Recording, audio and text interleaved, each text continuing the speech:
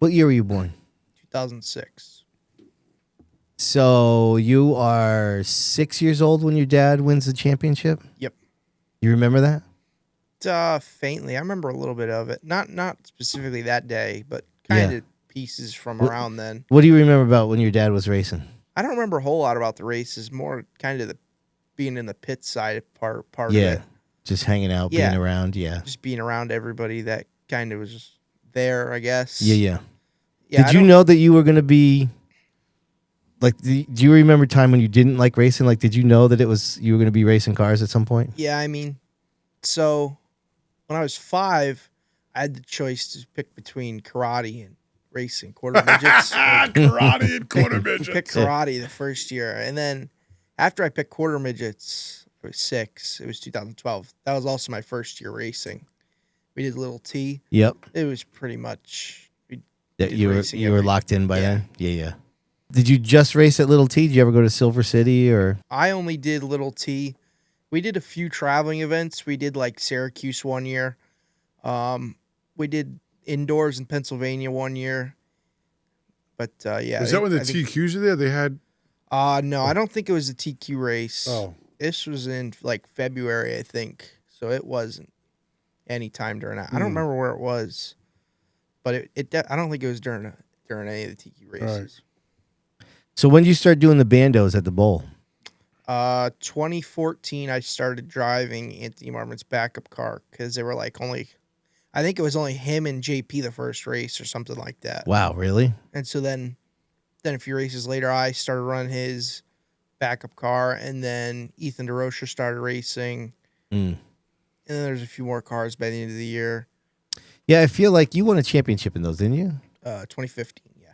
I feel like that year there was quite a few of them, wasn't there? Yeah, I feel like 2015 and like to 2018 there was like double-digit cars every week. Yeah. I remember there was one night, Emma might have been raced, but there was like 20 of us. We had double features, and then they inverted like half the field. And it was pretty sketchy. Dude, there was a lot of talent. All the kids today. Emma and Brody were running at the same time? Brody, PJ Evans, Emma, DeRocher. Tyler Berry was in there. Tyler Berry. Oh, yeah, that's right. Alkus. What about Derek Debus? No. He stopped Later? the year before I started. Okay. Yep. But yeah, I mean, you could just Anthony Bello. Wow. There was a lot of drivers, and I'm sure we're missing a few. Now you went from the band. Did you go from the bandos right to streeters? Yeah. So wow. How was that jump? It was. I don't want to say big, but I mean, obviously it's a lot different. Yeah. You know, one thing that really helped, we did like it was right before COVID really like shut everything down. Yep. So Thompson was doing like not track rentals, but you could only have like 6 teams in at a time, and you got like 4 hours at the track. Yep. So we pretty much spent the entire day just getting burning seat time. laps. So that helped quite a bit. And Thompson's obviously the biggest track out of all. So by the time I got used to it there, we were fine. Yeah. I mean, a lot of like, there's a few guys, like I know Aaron was there. He only did like a round or two and loaded up. So by the time it was over, I was the only one running laps. So I could just run as many as I wanted. So that got me pretty used to it. I mean, the first 2 rounds, I was running around the dirt on the bottom. So, wow. But by the end of the day, we had it figured out a little bit. Right. That's a huge jump, man. That's big. Yeah. Bandoleros at the bowl to Thompson and a streeter. Woo. Yeah. Yep. Well, we did quite a bit of bando stuff. So we did, my last year we raced bandos. So 2018 we did New Hampshire. They did New Hampshire series. We did Seekonk every Friday, and then we did the Speedbowl on Wednesdays. Wow. And then, and then we did 2019. We only ran 1 race, and then we went up to Stafford every Friday to watch pretty much. Yeah. And that was the first time I ever went to Stafford. I didn't go to Stafford before that point.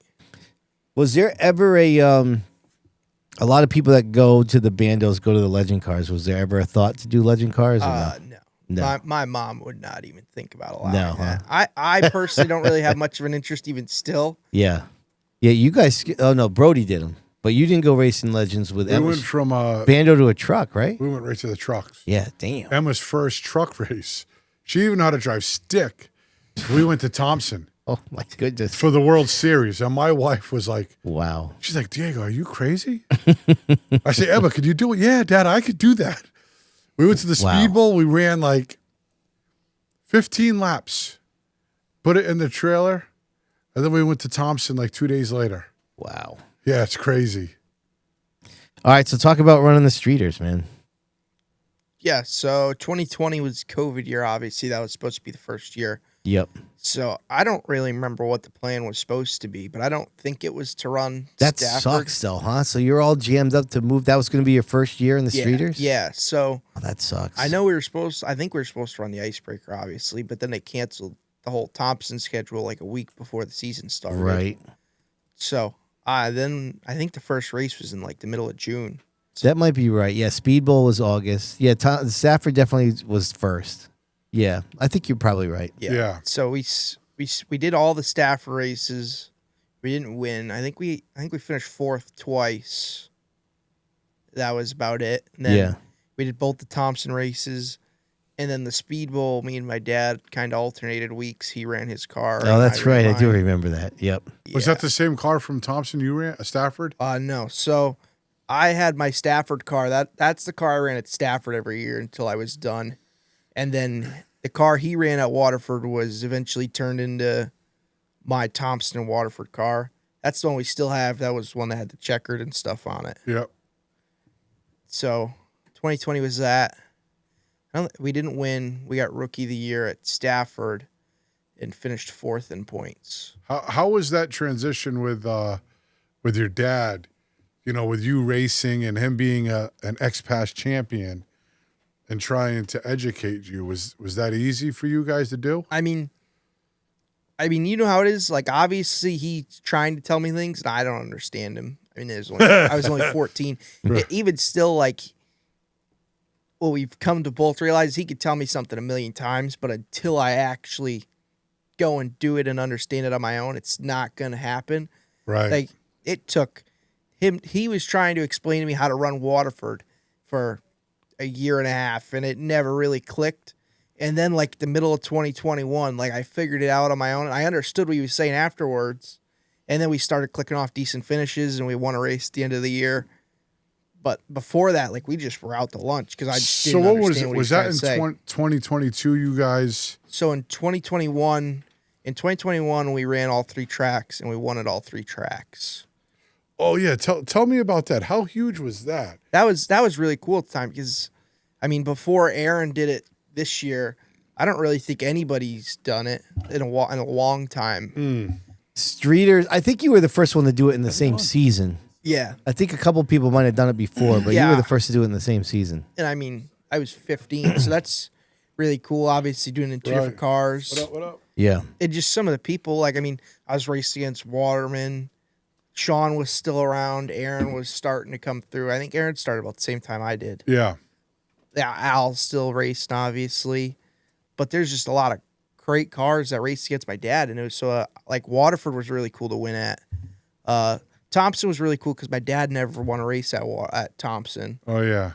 And then Stafford was a little bit different because neither of us had any experience. So obviously it was fun. That was where I got my first win. But was that surprising to you think?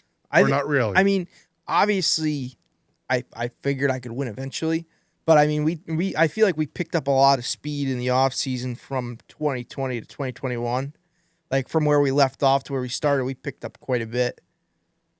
But I mean, obviously I didn't expect to win at all three, especially like the start of the year at Waterford, we were horrendous.